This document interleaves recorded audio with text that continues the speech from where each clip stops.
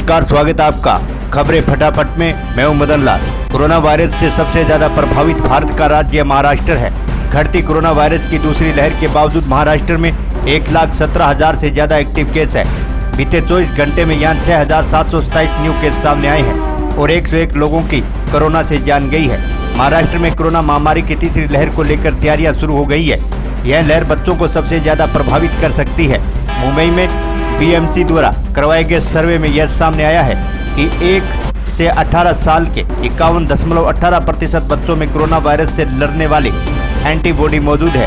BMC ने कहा कि अप्रैल और जून के बीच हुए सर्वे में कुल 2,176 नमूनों की जांच की गई है। 1 से 18 साल के बीच बच्चों में 51.18 सीरो पॉजिटिविटी मिली है। इस तरह से महाराष्ट्र की राजधानी मुंबई में अभी से ही कोरोना वायरस की तीसरी लहर को लेकर तैयारियां और ऐतिहासिक अभी भी बरती जा रही है।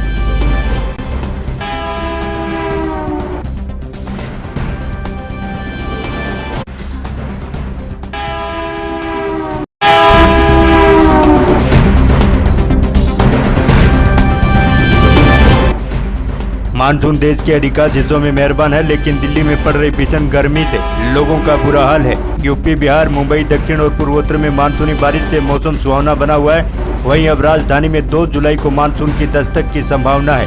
दरअसल आईएमडी ने राजधानी में 2 से 4 जुलाई तक बारिश होने के संकेत दिए हैं।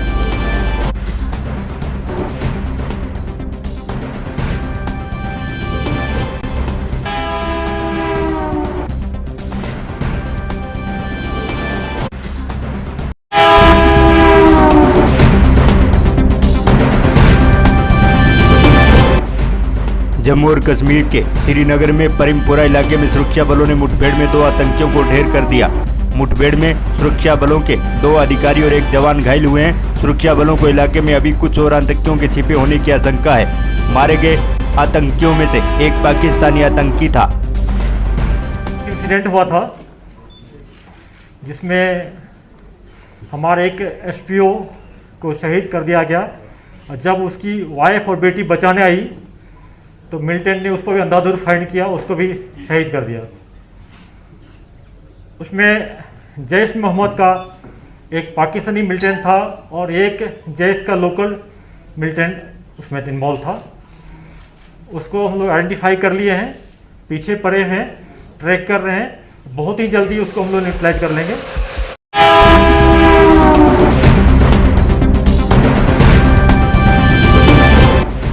कोरोना काल में प्रवासी मजदूरों की बढ़ती समस्याओं का संज्ञान लेते हुए सुप्रीम कोर्ट सुनवाई कर रही है। आज उच्च न्यायालय ने केंद्र और राज्य के लिए आदेश दिए हैं। अपने सबसे बड़े आदेश में उन्होंने कहा 31 जुलाई तक एक राष्ट्र एक राशन कार्ड की योजना लागू करने को कहा।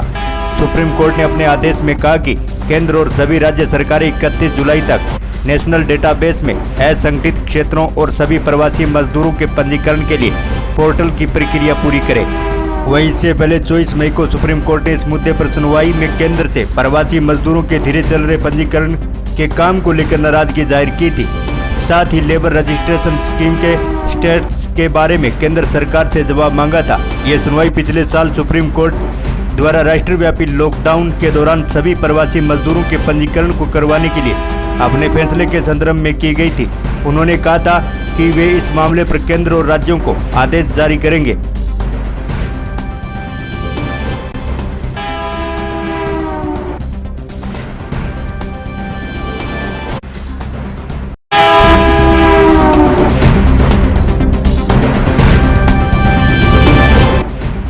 सोशल मीडिया प्लेटफॉर्म ट्विटर की मुश्किलें कम होने का नाम नहीं ले रही है। भारतीय नक्शे से छेड़छाड़ के मामले में पुलिस ने ट्विटर इंडिया के एमडी और इंडिया हेड मनीष माहेश्वरी के खिलाफ मुकदमा दर्ज किया है।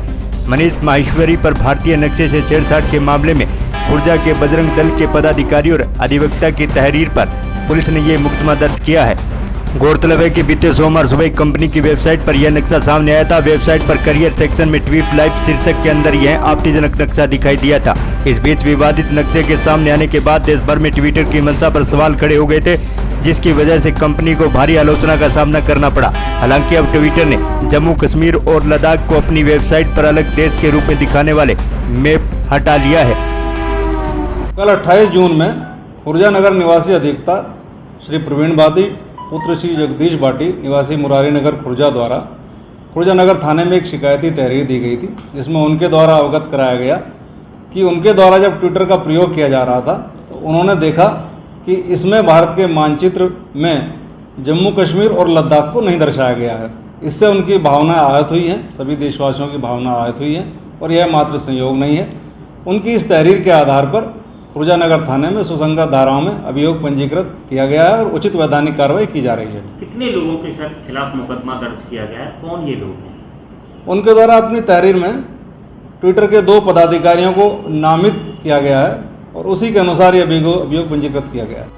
आज दोपहर जब मैं ट्विटर चला रहा था तो मेरी जानकारी में आया, एक लिंक खोल करके जब मैंने देखा तो विश्व के नक्शे पर भारत का नक्शा उसमें बना हुआ था, जिसमें से जम्मू कश्मीर और लद्दाख को उन्होंने भारत से अलग दिखाया गया है। ये जानबूझ करके ट्विटर के द्वारा देश विरोधी गतिविधि की गई है। तो इंडिया हेड अमृता त्रिपाठी और मनीष माहेश्वरी जो इसके एमडी हैं, भारत के जो एमडी हैं, उनके खिलाफ और ट्विटर के खिलाफ मुकदमा दर्ज कराया गया है। जल्द से जल्द उनकी गिरफ्तारी हो, ऐसी अपनी मांग है।